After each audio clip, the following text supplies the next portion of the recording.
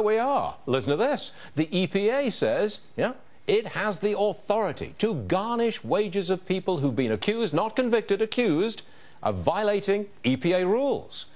I'm not a lawyer, but the first thing that springs to mind is due process, anyone? Here is the judge himself, Judge Andrew Napolitano. They can't do this, can they? They absolutely cannot do it under the Constitution and under the statute that they have claimed is the statutory basis for this. I'll explain that in a moment.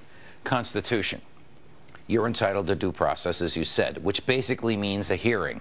If the government says you owe it money, with the exception of one instance, which I'll tell you about in a moment, with which we're all familiar, because it has to do with taxes, the government has to prove that you owe it money to a neutral hearing officer. Sometimes it's a judge and a jury. Sometimes it's an administrative figure, but someone who does not work directly for the government agency that's looking for the money. So if the EPA says, on that magnificent farm of yours in upstate New York, you owe them $75,000 because you did something that they didn't authorize, they can't take the $75,000 from you. They have to prove it before a neutral hearing officer.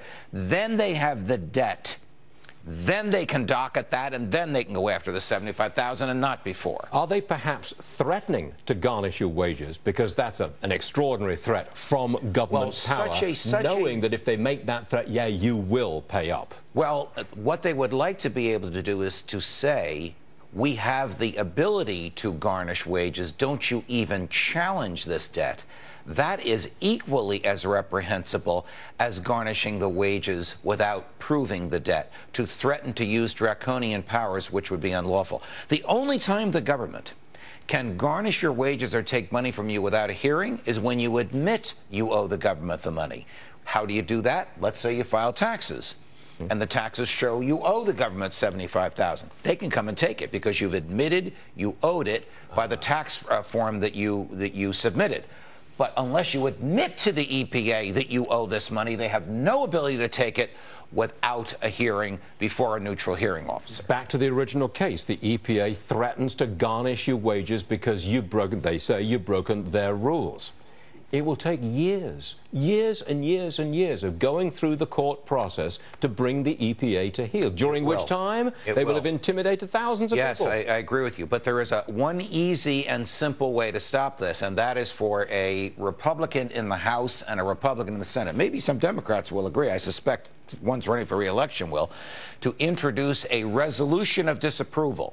Because if the House by majority vote disapproves of this regulation and the Senate by majority vote disapproves of this regulation, it's gone. By majority vote? Yes. Probably wouldn't go through the Senate. Not well, yet. I don't know about that. There's a lot of Democrats that are up for re-election. There are even Democrats in the West, where the EPA has been particularly obnoxious, who are up for re-election, who'd be loath and crazy politically not to record their opposition to this. But if you really want to fix this problem, you got to have the Republicans sweep the Senate in November of this year. Yes. Well, then you'd be fixing it retroactively, which still could be done. Yes. Retroactively? Yes. You don't like doing that kind of thing. No, because who knows what harm they could do between now, when they've promulgated it, and the Republicans, the earliest they could take control of the Senate would be next January. That's 6 months from now. I'll give you a quick quiz. Which president in our lifetimes retroactively raised taxes? William Jefferson Clinton. Correct. Prohibited in the Constitution of the old Soviet Union, prohibited in the Constitution of Russia and almost all of Eastern Europe, not prohibited in ours. Yeah, right. And he did it. Yes, he did. And we paid a small fortune. By the way, in the Ray Nagin case, the government wanted 20 years. He was exposed to 100. Government wanted 20 and he got 10, so it's considered a victory for him, even though 10 years is 10 years in the federal system is 8.5. There's very little time off. Yes, you have to serve 85%. I wasn't expecting that, were you? No. Oh, that's a big deal. Judge, as always, welcome to the most contentious show on Fox Business I didn't see what the first 35 minutes were like. I'm going to have to see what happened. Oh, you missed something good. Yeah. And she's still with us.